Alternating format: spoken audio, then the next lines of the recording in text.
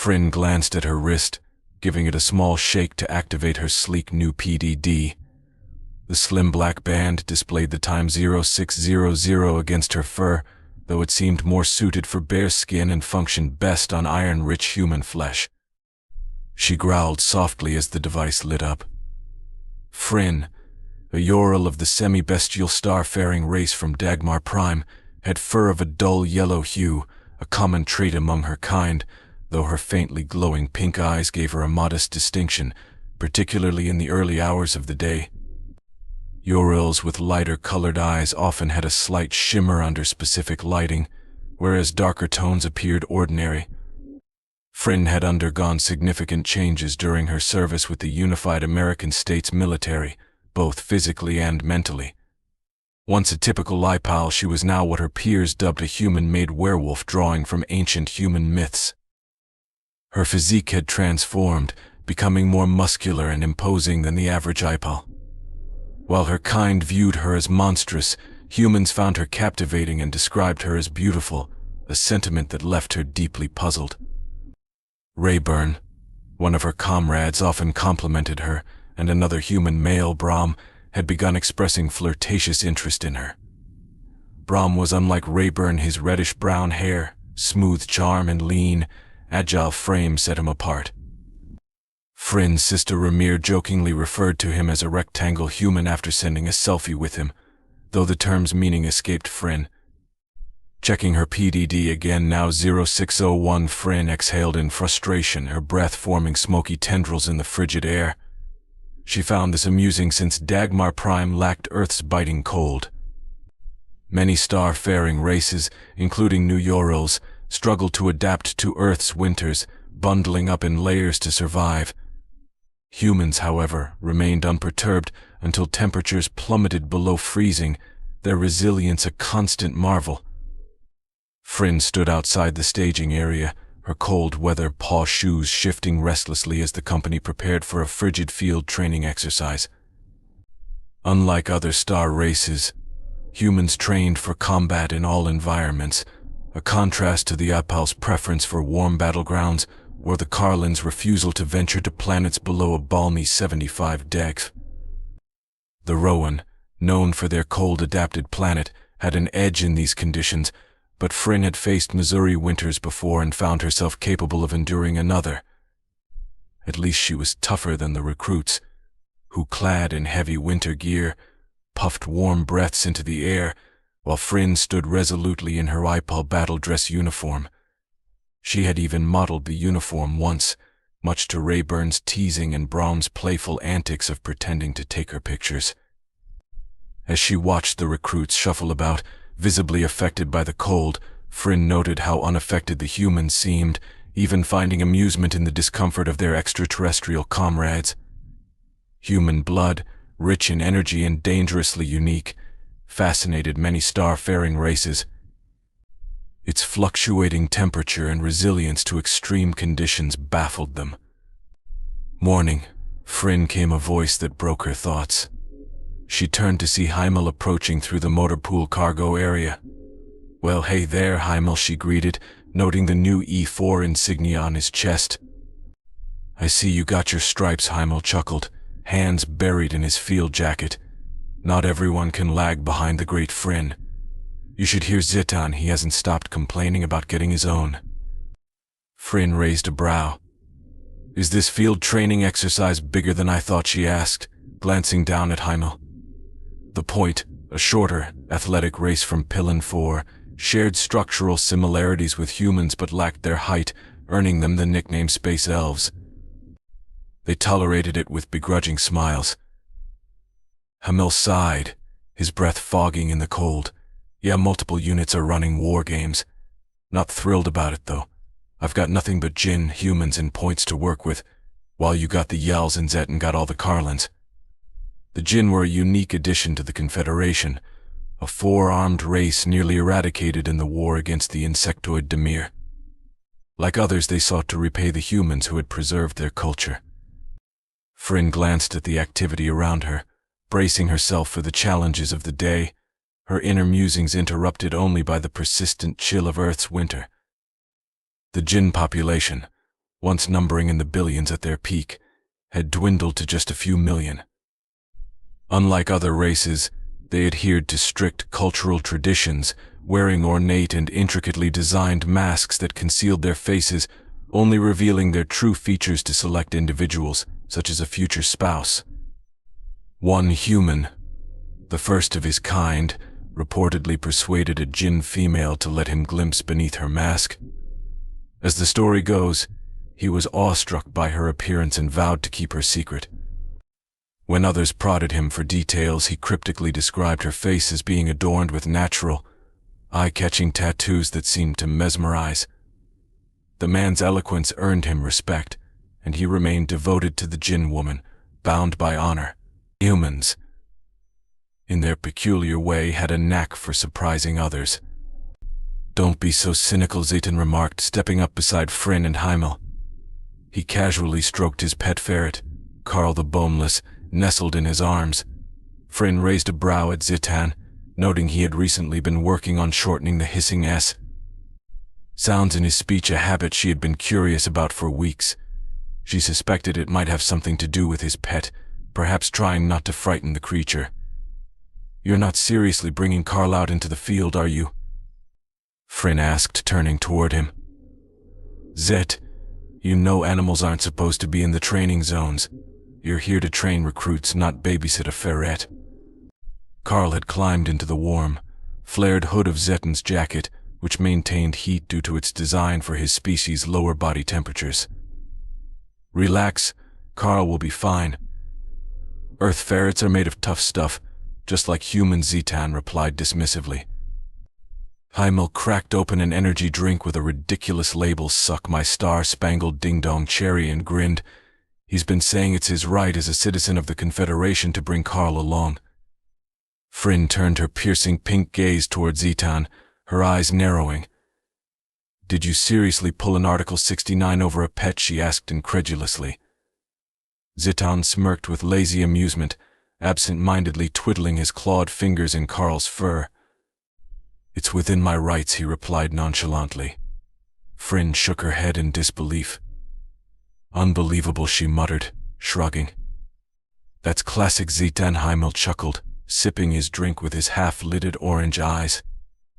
As the recruits began to gather and fall into formation, Heimel turned to Frenn. "You hear about Jesat?" Frenn flicked her ears at the mention of the name, watching the IPUL recruits closely. "Doesn't ring a bell. What happened?" she asked. Zeytin, now stroking Carl, interjected with a low murmur. "The Jinn was horsing around with a human during evening wrestling practice. There was an accident." Heimel nodded. "Got too rough. Jesat went on the offensive, and somehow their mask hit the human's nose. It came loose, they both fell, and things escalated. Human blood spilled and Jesat swallowed some. That's when it all went south." Frenn narrowed her eyes. "Swallowed blood. That's nothing serious. It happens all the time among other Confederation species." Zeytin chuckled softly, nuzzling Carl. "Usually, yes, stomachic acid takes care of it, but not this time." Heimel's tone grew darker as he added, "Jesat was poisoned. Nearly died in the hospital." Frenn frowned, her tail flicking in irritation. "Poisoned? How? It's just blood. We've shared fluids with humans without any issues. Even kissing isn't a problem, and their saliva breaks down organic matter better than ours. This doesn't make sense." "It freaked the humans out too," Heimel said after taking another sip from his drink. "The blood. It attacked Jesset or something. He got violently ill. They had to pump him full of meds to stabilize him. Turns out, human blood is way more dangerous than we thought. Explains why some of us got sick during field medical treatments." Zeytin nodded in agreement. "Yeah, human blood is something else. During medical care, it probably contaminated equipment or supplies. Humans, being clever, whipped up synthetic blood bags for us until they could stockpile enough reserves in their cold storage. Rowan blood is red. Point blood is pink, but no one ever considered testing fresh human blood." "Then what happened?" Frenn asked. Heimel shrugged. They tested it further. One Rowan volunteer received a transfusion of fresh human blood, and it nearly killed him, Heimel said, swirling his drink bottle absent-mindedly. The poor guy crashed hard, his body began shutting down, and they had to drain him like a sink just to keep him alive. Why, Frenn asked, her mind flashing back to her own experiments with humans, including Rayburn. She thought human saliva, not blood, would be the most dangerous substance to interact with, given how corrosive it was. She'd heard some Star citizens mention a mild tingling sensation when kissing humans. Then there was the odd fruit they called pineapple, which many non-humans couldn't consume without discomfort. Frenn herself had tried it once, only for her tongue to feel raw for days. Humans aren't sure yet, Hamo continued, gesturing toward a medical colonel making his way to the front of the assembled troops. They've been sending out warnings since yesterday, probably why all the recruits are gathered here. The colonel soon addressed the troops, emphasizing the dangers of ingesting fresh human blood. He urged everyone to avoid swallowing or coming into contact with it, and to wash their hands thoroughly if exposed. Even so, many recruits cast uneasy glances at their human peers.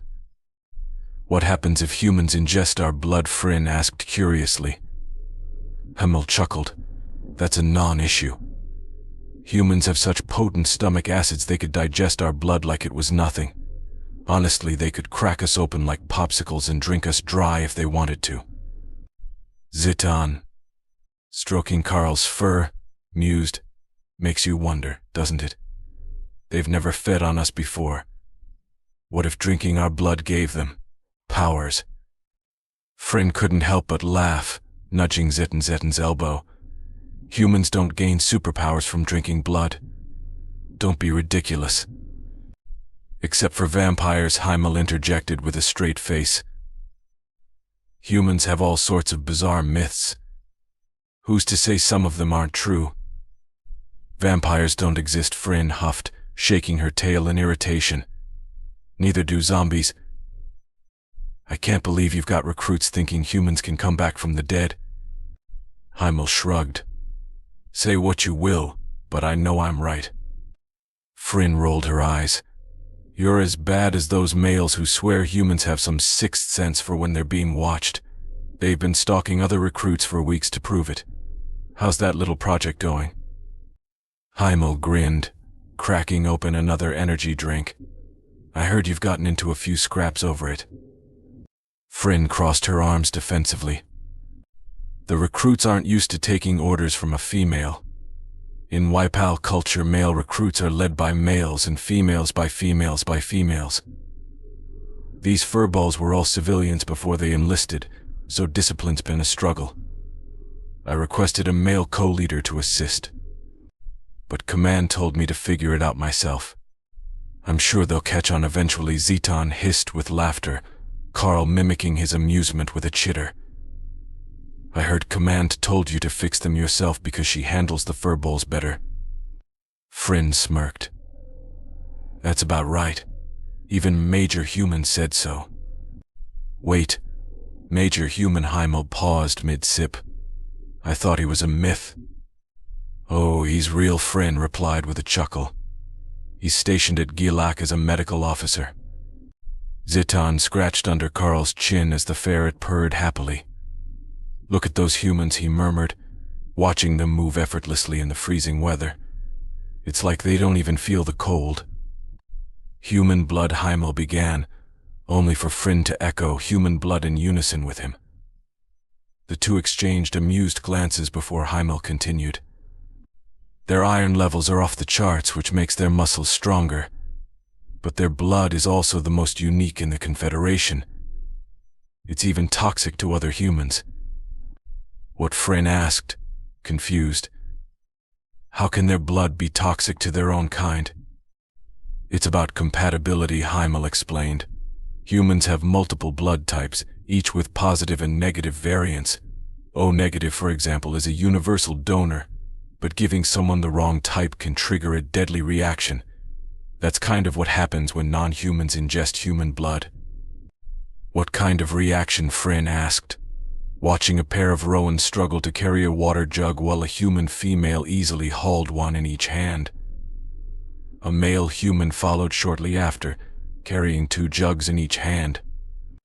It's like their body rejects the blood completely, Heimel explained. Their immune system sees it as an invader and attacks it. The blood clots and shuts down the body. I thought humans were exaggerating, but they described the first symptom as impending doom. Zeytan nodded. It's insane, really. Humans are so unique that even their blood is incompatible with most Earth creatures, let alone each other. I think even their livestock has something like 11 different blood groups. That always confused me, Zeytan mused, scratching his chin. I get why humanoid blood isn't compatible with animals, but for almost every Earth species to have different blood groups. That's wild. Frenn rubbed her chin thoughtfully, glancing at the humans effortlessly hauling water jugs while the Wypals and Carlins huddled for warmth. Humans are full of surprises, I'll give them that, she muttered, her tail swishing behind her. He hissed sharply at the 2 Carlins in their native tongue, prompting them to grumble as they reluctantly returned to their work. Humans are warlike, Zeytan said, and their bodies reflect that. The microscopic warriors in their veins annihilate invaders, causing chills, sore muscles, and other symptoms. It's rare, though, and humans are meticulous about ensuring blood compatibility. Frenn remained quiet for a moment, observing the near completion of preparations as crates of rations and simulation munitions were loaded onto trucks. Her ears pinned back slightly in concern.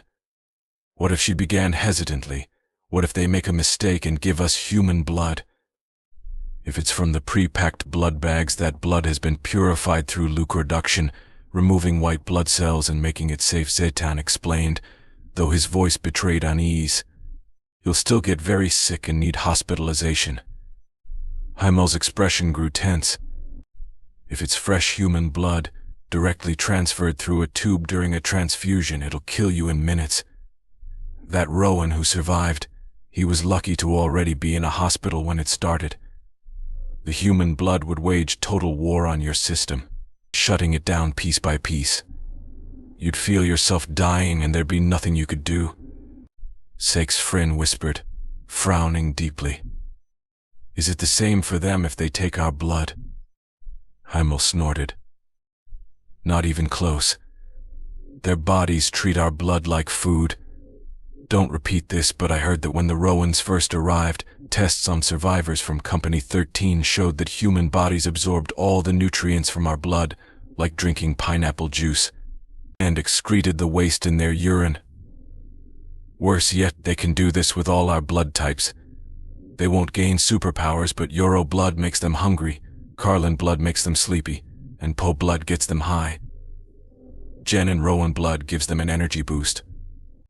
And Optican blood makes them crave cherries for some bizarre reason. Cherries, Frenn asked, annoyed at how effortlessly humans could process everyone else's blood while their own was lethal. Why cherries? Heimel shrugged. No clue. Test reports said they craved cherries or cherry juice and became oddly good at crossword puzzles after drinking it. Frenn muttered under her breath. Where do they get the biological audacity? Did you know how many human cultures drink blood? Zeytan suddenly piped up, his hood flaring in excitement. The Maasai and Bahima drink it as a regular beverage.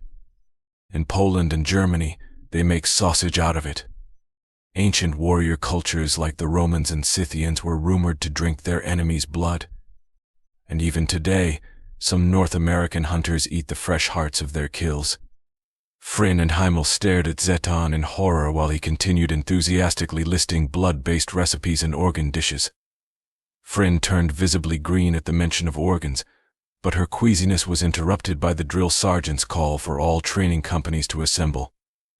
Real fascinating, Zeytan. But look, it's time to head out, Heimel said, wobbling slightly as he made his way toward the motor pool. No more talk of blood sausage, soup, or milk. Let's go pretend to wage war. Frenn followed, Zeytan at her flank. You really need to stop reading random stuff late at night, she remarked, glancing at him. You're falling down rabbit holes that no one should even know exist. Zitan pouted, tucking Carl securely into an inner jacket pocket. I just thought it was interesting, he mumbled. Frenn waved them off and climbed into the back of an APC filled with a mix of Yoril and human soldiers. Thankfully, the Yoril inside were all female. They bowed their heads respectfully as Frenn entered, and she returned the gesture before settling into a seat. Managing both genders was wearing her thin. Yoril males and females were traditionally trained separately, as each gender knew best how to handle their own. She didn't understand why Command insisted she oversee both, and the anxiety of the task was beginning to fray her nerves. Eventually, a male Yoril recruit would surpass her in muscle mass, and she could finally hand over the males to him. One male Red Yoril, a lower-ranking friend of hers, had already started taking the lead on managing the males. Meanwhile, the humans in the APC, both male and female, nodded politely at her, one male specialist speaking for the group. "Morning, Corporal," he said with a wink. "Any hints about our mission today?" Frenn smiled, noticing with a flicker of amusement that the man blushed faintly. "We've got plenty of simulation munitions, including mortars. You all packed your goggles, right?" "Yes, Corporal," they responded in unison. Frenn had to suppress the urge to wag her tail. "Good. We have backups just in case. We'll be using the new Core 3 sim munitions designed by our Optican allies in orbit. It's part paintball, part micro-taser. It'll give you a pretty good idea of what being shot feels like. And the only thing you'll be allowed to wear are your goggles, protective gear for sensitive areas, and your standard uniform," Frenn said, her words eliciting a collective shiver from the group. A blue and white female Yoril tentatively raised her hand. "But we just finished armor training. I even got shot in it." "I know," Frenn replied, patting the soldier's leg, where both bore the shared wound mark that all UAS soldiers carried. "But this is new training. They're pushing for an even more realistic combat environment than the last time I was here. Don't worry, the shots don't hurt too much. It's like being hit by an incredibly painful paintball." A male human snorted, twirling his short mustache between his fingers. "Super. At least we'll get those nice tents." A red female Yoril with a husky voice, popular among the male recruits, chimed in. "I heard they have microfusion heaters in them. I saw another training company setting theirs up earlier." "If we're lucky," a male human said, leaning against his XC-1 Lancer rifle. "If we draw the short straw, we'll be stuck in half-habs, relying on radiator heaters to keep us from turning into ice blocks." A much smaller red female Yoril, diminutive even by Yoril standards, leaned her head back with a groan. "Well, we're doomed then." Why, a male human laughed. The tiny red Yoril shot a glare at Frenn. "Because she's in our company. She's a combat veteran, which means we're going to be the ones putting the hurt on the other recruits." The APC erupted into collective groans and angry mutters, but Frenn simply chuckled to herself, baring her sharp fangs. "Oh, come on. Being the enemy can be fun. Think about all the ambushes we can plan, or maybe even raid their camps," she teased, though the grumbling only grew louder in several languages. A pink Yoril raised her pawed hands. "Oh yay. I can't wait to freeze my tail off lying in Earth's snow, just to be outmaneuvered by humans gliding effortlessly across the landscape. If you ask nicely, we might walk a little slower for you," a particularly cute male human quipped, pretending to twirl curls that didn't exist due to his short cropped hair. "I'd hate for that pretty fur of yours to get all ruffled trying to keep up," he added. The husky-voiced red Yoril barked out a laugh. "Oh, off Cruzo. I hear female Yorils can't even run straight." "Is that true? I mean, it's just 3 miles. A much larger black-skinned human pursed his lips playfully. 3 miles isn't much." "It is for me," the small red Yoril snapped, pointing an accusatory digit at him. "Look how short my legs are. I need 5 steps for every one of yours, you big black giant." The APC filled with laughter as the larger human slapped his thighs in amusement. Frenn leaned forward, resting her chin on her pawed hand, her eyelids lowering as her tail flicked lazily. Watching the playful bickering between the humans and Yorils, she smiled, knowing two passengers were not entirely truthful. The husky-voiced red Yoril, Trumi, and the human, Crusoe, had been secretly seeing each other for 2 weeks now. Frenn had only caught on by the 8th day when she noticed the faint scent of Crusoe lingering on Trumi's fur. Perhaps she'd let them bond further during a long ambush in the freezing snow. It would toughen up the rest of the females, she reasoned. That'll teach them, she thought with certainty. In another part of the camp, Mr. Risen, a rugged and weary-looking Poe, lit his cigarette while sitting beside Miss Ree, a towering draconic Zamra. Stirring her tea with a spoon, she nodded. "I made sure of it. Frenn's assigned to lead both male and female Yorils. If she manages that, the others will follow suit eventually. Breaking this gender separation in Yoril military ranks could make a big difference." Mr. Risen exhaled a cloud of smoke, sipping his 4th cup of coffee. "Do you think we'll pull it off in time?" Miss Ree, chewing thoughtfully, responded, "The PO, Carlin, and Jin are adapting quickly. I'd give it a year before the Urals start loosening their iron grip on the Confederation councils. They've already been furious since the humans paid the Rowan's dues, securing their place in the Confederation." Mr. Risen smiled faintly. "Imagine a future where no planet is left behind out of pride or lack of funding. Humans might be the key we've needed for reform all along." Miss Ree's thick tail flicked smugly. "The Zamra are nearly as anti-human as the Yorils, but I've had some success. Did you hear about the accidental mutiny on that Zamra ship within Earth's jurisdiction? Who knew so many human weapons could be smuggled aboard?" Risen grinned. "How many defectors did you get from that?" 700, she replied with satisfaction. "Minus the 50 crew members, of course." The two shared a quiet laugh. Raising her teacup, Miss Ree tapped it against Risen's coffee mug. "Here's to progress," she said with a sly grin, the echo of their glasses ringing out as they toasted to their shared goal.